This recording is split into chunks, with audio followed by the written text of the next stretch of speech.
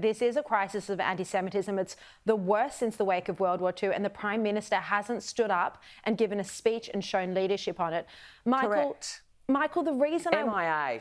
I wanted you on tonight, Michael Danby, you're a long-time Labor politician in federal parliament, in the Labor Party. You were part of the Labor right faction.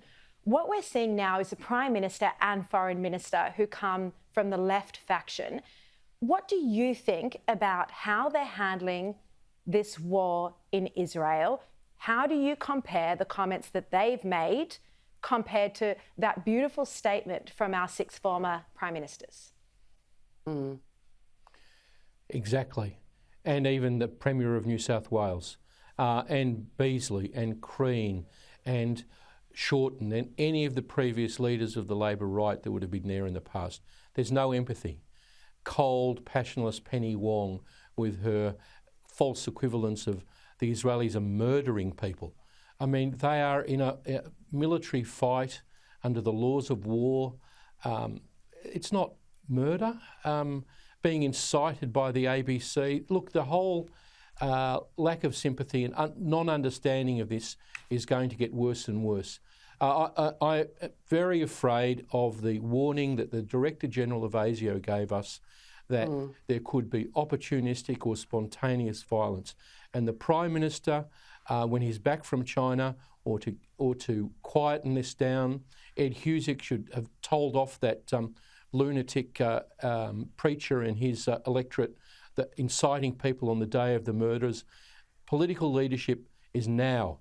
There'll be violence all over the world, as we saw in Dagestan where there was that pogrom.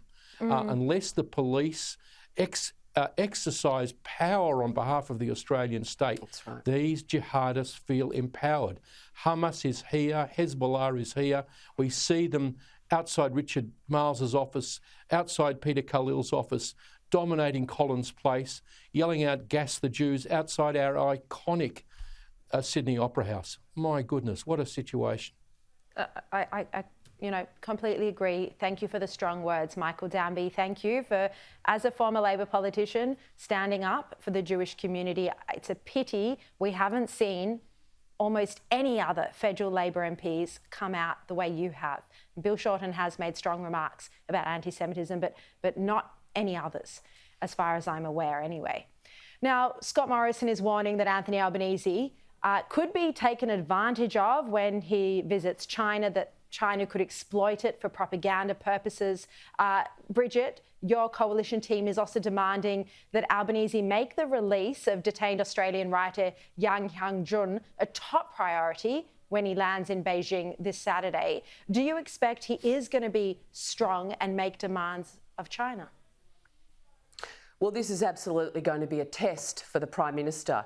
Is he going to continue his Whitlam-esque parade around the world and just be caught with photo shoots in front of the Forbidden Palace commemorating Gough Whitlam's visit, or is he actually going to have the tough conversations that need to be had with one of our great trading partners? And it isn't just about the release of Australian citizens, it is about their place in the world and us being able to stand up for our own sovereign right. Let's not forget why it wasn't Australia that walked away from the relationship, it was China. And so the Prime Minister has a test before him as he heads into Beijing.